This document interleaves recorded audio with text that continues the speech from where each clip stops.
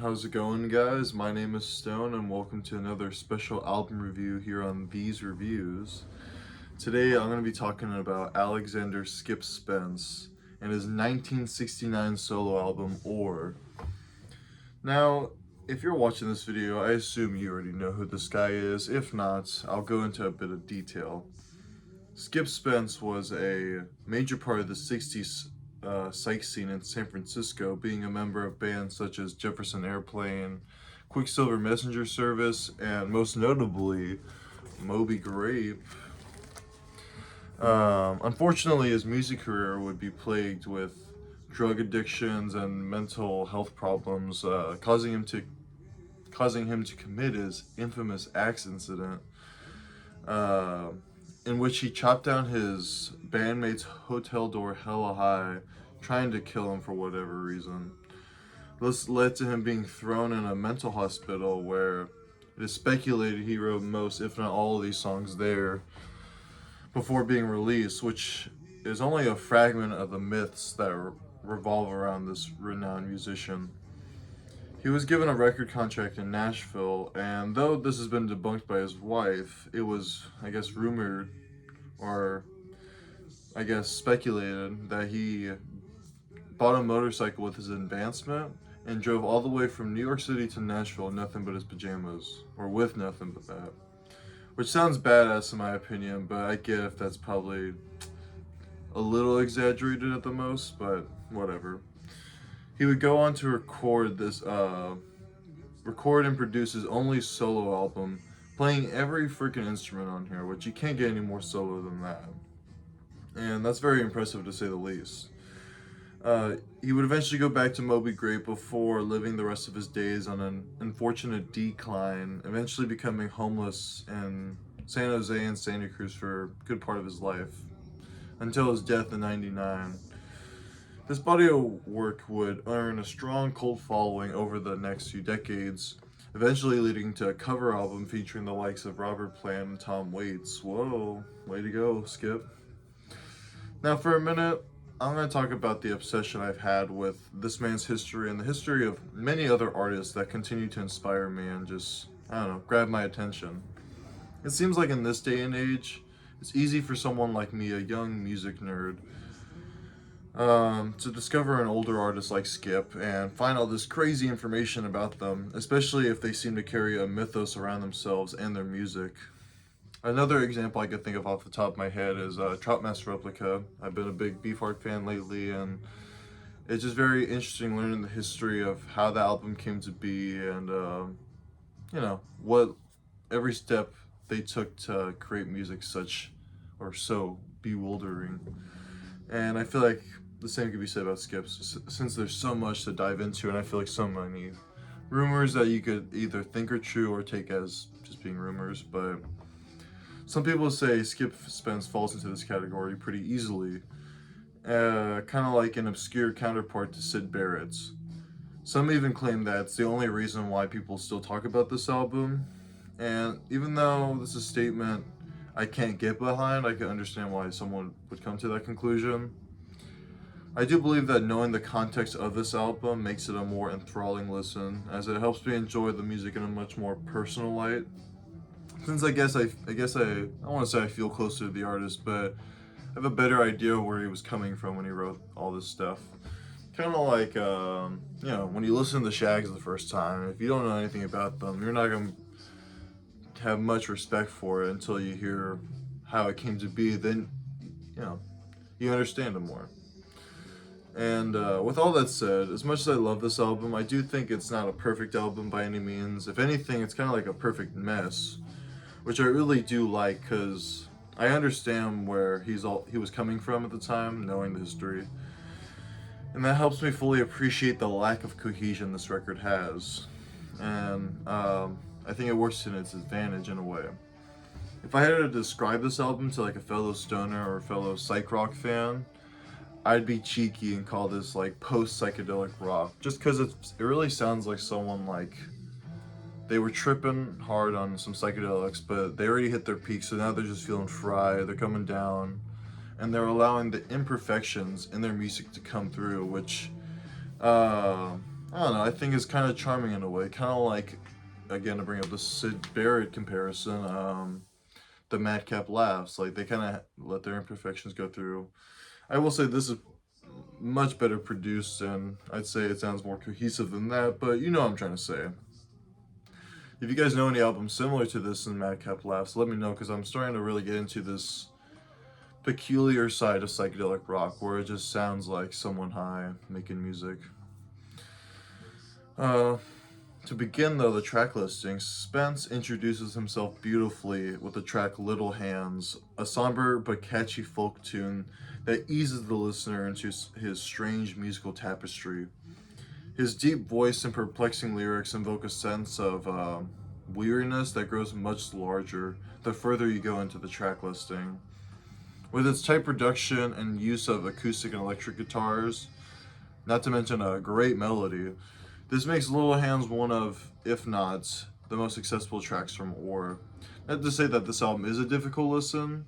It's not as difficult as like some Beefheart Zappa or anything, but the longer you listen to it, the more you notice how peculiar the Skip Man is, especially in how he conjures up his music and lyrics. Things get much more gloomy, however, on the track Cripple Creek, which is the first song I ever heard from this album that really threw my expectations out of the window in a good way, in a way that made me appreciate a more minimal sound to psych rock. Um, it's like another straightforward folk tune that has a bit of bluegrass feel to it, which I do like, but I really admire how uh, Skip's able to make this such a ominous atmosphere to his low vocals and lyrics once again, and obviously the rest of the guitars and stuff. Whenever I get to this track and a few others from this album, it really I tend to paint a picture of Skip playing this to himself all alone, as if he's playing this in the comfort of his own shadow.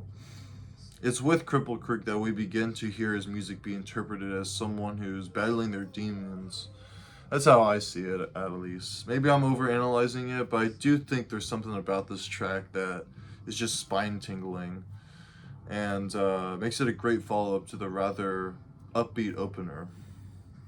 The mood does become a bit more optimistic with the eerie yet charming sounding track Diana. I love how it flows in such a way that you would think it's like a scratch track, but even then it's still able to create such a warm and happy sounding atmosphere. Spence's out of breath vocals really resemble someone who, I don't know, who's tripping hella hard. And I guess they're tripping to the point where they have a big grin on their face, and no matter how much they try to put it down, they can't. Which I do like, because it's a warm feeling to have. Rumor has it. I also love the liquidy guitar solo that adds some nice texture to the end of the track. And overall, I find Diana to be a well-needed song at this point in the album, as we begin to hear the light humor that appears on some of Ore's tracks. This becomes more evident on the track Margaret Tiger Rug, a song that sounded like it would have been an outtake from most albums. But here, Skip makes it work effortlessly, creating a bouncy bass and a drum rhythm that captures his whimsical spirit so well. I love how the lyrics sound very improvised, much like the instrumentation, but I imagine Skip put in a lot of time to really make this peculiar song work and, remain somewhat consistent, when it comes to the timing. I can't imagine how difficult that would have been in the late 60s. But I feel like, he had experience in Moby Grape and whatnot and other bands. It's probably just another day for him in the studio. And I think overall, this song is just a fine example of how much I love the laid-back nature of this record, as it doesn't seem like he's taking himself too seriously, which makes it a more entertaining, light-hearted listening experience. We then get to the most melancholic song on the album, Weighted Down, the prison song. This is the song that really stood out to me upon first listen, as I felt Skip was truly revealing his fragile state of mind to the listener. Through the simple yet depressive sounding 3-chord melody, he confronts the theme of cheating as if it's gotten to the best of him. And with that, we can really see his ability to create such a tense atmosphere that requires nothing but just him and his guitar.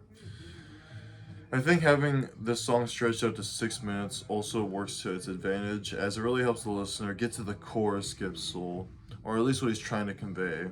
If it had been like only 3 minutes long, I don't think it would have been as good because it wouldn't have felt as like unignorable. I know it's a better way to put it, but since it's so long, and if you're trying to actually get through the song, you know, it really makes you think about what he's trying to convey with nothing but just him and his guitar. And honestly, it's just a beautiful track. It's a track that really sold me and, like, I don't know, got me invested in this guy and, you know, what he's all about.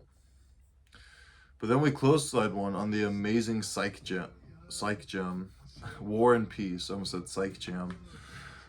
This song, War and Peace, is easily one of the best songs from the late 60s, or best psych songs from the late 60s. It's like an S tier in my opinion, alongside Strawberry Fields, The White Rabbit, The Ends, you know, like those classics. I know it isn't a classic, but it should be like appreciated for that way, because it's just such a phenomenal track. It's I mean, I'll go into it. I mean, Skip's reverb vocals and overdub guitar solos like work so well together, and they soar beautifully across this track, creating the most hallucinogenic atmosphere on Ore. It has the ability to sound welcoming yet very eerie at the same time, as if you don't know where the song's going next. But no matter what, it's able to bend your mind strings whenever it's playing. This is definitely one of the highlights, as I said on the record, and honestly a superb way to close out side one. It just feels like it's just kind of like crescendoing up to this point, which I really like, because you wouldn't have expected. I mean, I guess Little Hands has that kind of style to it, but honestly, just great song. Can't stress that enough. We open side two with the somber track Broken Heart, which revives that melancholic feeling side one had, this time dressing it up in a nice country-esque waltz. Though I think this does a great job at carrying the album's theme of defeat, I honestly don't find myself going back to this track often. I really like the atmosphere Skip conjures yet again, but I don't think it's as melodic as the rest of the tracks. It's still like a smart and gentle way of easing the listener into the second half of this record, but I do think the album does get better the farther along you go.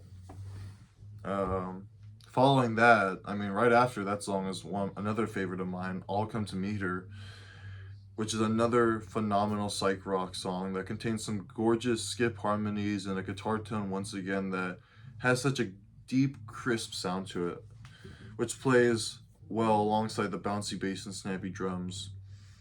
Although it's rather short, I think this, like War and Peace, captures the otherworldly nature that Skip's music can have, creating an environment that feels both heavenly and hypnotic. Whoa. It's one of those songs that goes very well with the sunset, sunrise, or even a bong rip. Things take a dark turn with another favorite track of mine, Books of Moses. Books of Moses! It's just such a dark song. I mean, this really creates a wildly different atmosphere from its predecessor. The song already is like pretty gripping, with Skip and his acoustic guitar reflecting on spirituality or just religion. But the use of the the clicking hammer sounds of whatever's going on sounds like they're building Noah's Ark or something, which I know it's not Book of Noah, but and then the thunderstorms going on. It's just obviously it's reflecting on Moses, but it's just such a, I don't know, it adds so much more to it. It makes it such a darker sounding track, which I really love, because I don't know, when I hear it, it really evokes the idea, or I see Skip playing this song in the rain by himself, as if he's attempting to understand his religious thoughts or some shit. I don't know. Again, I'm just kind of interpreting it and how I take the lyrics, but even if you don't really care for the lyrics, I still think it does a great job at making I keep saying the E word, but eerie atmosphere. Coming out of that storm, literally, we get the sardonic yet whimsical sounding folk number, Dixie Peach Promenade, parentheses yin for yang. Like the track Broken Heart. This song kind of just glides through the track listing very well, but I don't know. It's a nice song. I just don't really think it warrants repeated listens from me. It's just something that I don't know. I can't really explain it. Like, it's definitely catchy. Like, the more I've been writing for this review, the more it's been getting stuck in my head. Especially like right before I reviewed this, but I don't know. It hasn't it doesn't hit me as much as the rest of the songs, but I still think it's a good song. I think the best part about it is when he begins to harmonize with himself towards the end. It's a bit peachy to my ears. Get it? After the slow burner, or that slow burner, we get two more songs to close the album out, which I think strangely fit together very well. The first kind of like preparing you for the second song, somehow, some way. That first song being Lawrence of Euphoria, an absolute banger in my opinion. I love how it sounds as if Skip just sat down and made the song out of nothing, coming off very simple yet bombastic. I also love how melodic both the guitar and vocals are, and the demanding rhythm they share together. I also really admire the drumming, or like at least like the crash cymbals they're using. Like, just makes it give it a more anthemic appeal, I suppose. And though it is the shortest track on the album, that's probably like the one negative I have for it. It's not even all that bad because it's still a banger. A little minute and like 30 seconds is on. And honestly, I love playing on guitar too, and I just love, even when I'm not playing on guitar, I love singing along with Skip. Singing along with Skip, man. His name could be a tongue twister sometimes. But after that quick detour, we get the album's magnum opus. We get the 9-minute jam, not gem, jam track, Gray/Afro, what's playing right now. I mean, I guess magnum opus may not be the most fitting way of putting it, but I do feel like this record has been boiling up to this point. Like, it's been eerie, it's been charming, it's been humorous, it's just been like all over the place, and a little messy, but then you don't think it's gonna get any messier. Then you get to this 9-minute behemoth, which is just like, it's pretty underwhelming first listen, I will admit. When I first heard it, I did not like this song. I was kind of disappointed. But the more I've gone back to it, the more I could just really appreciate the krautrock style it has, which I assume he wasn't really familiar with at the time. But and I think it's like something like a Can song where it's just kind of playing and you don't try to like focus on it too much. You just let it grab your attention slowly when you're not really realizing it. And I feel like the song sounds best when you just have it on the background. You're not trying to pay attention to it, but you just let it fill the room with vibes, you know? And I feel like, yeah, I definitely like playing this song while, using substances. It's very fun. I mean, I just got that vibe too. I hate to keep saying vibe. I sound like I don't know, whatever generation I'm from, but yeah. Sorry, I feel like I'm about to sneeze. But honestly, it's a phenomenal way to close the album out. If it was anywhere else, it wouldn't have worked, but it works here. And the reason I will admit, I never thought I would get this album on vinyl is because I was trying to get an original pressing where they have the full like 14-15 minutes that goes into the track The Time Has Come. But honestly, I kind of buzzed because I couldn't never find this album on vinyl, but I found it like a newer pressing where they kind of cut it off. And I used to like, I don't know, hate that, but I kind of admire it now because I like how it's like it just keeps going. It feels like it has no flow to it, but then it just suddenly stops, and it's just like, whoa, what happened? What's going on? Or where'd Skip go? And I didn't even really get to like the things I like about the song. I love the reverb vocals and drums, or reverb vocals and reverb drums, and sorry. I don't know, it's just a phenomenal song. I think it's one of those songs you can't take too seriously. I tried taking it too seriously and it was not fun, but yeah, it's just a banger of a track, banger of a jam with yourself or with Skip by himself. But okay, I got through the track listing. Yes, it's a pretty consistent album in my opinion. Favorite side would definitely be side 1, just because I feel like it's more cohesive, even though I'd say there's probably more songs I like on side 2. I don't know. My top 5 songs, I'm gonna do 5. It's probably Weighted Down, War and Peace. Those are definitely like top two. Gray Afro, Books of Moses, and All Come to Meet Her. So yeah, even though side two probably has three of my more favorite songs, I still love, like, it's a great album as a whole. I think the only two songs I'm not like the most excited about when they're on is like just the Dixie Peach one and Broken Heart. But even then, those are still like they're not bad. So yeah, I'd love to, before I kind of show off more stuff by the vinyl, I hope you guys could tell me more of your thoughts rather than just me talking about this shit and I'm like rambling. But I wasn't gonna go into any of the bonus tracks on this record just because there's so many like 3-minute, 30-second ditties. But I did find this in a record store some time ago, and I bought this. It's like a little single with bonus tracks. It's called I Want a Rock and Roll Band. It's got the two songs, I Want a Rock and Roll Band, and then I've Got a Lot to Say / Mary Jane. It's pretty cool. It's only like $4. I will admit, like, I do like these songs as bonus tracks, but they wouldn't have really worked on this album. I just think like I Want a Rock and Roll Band's good, but I think it's a little too rocky for the album.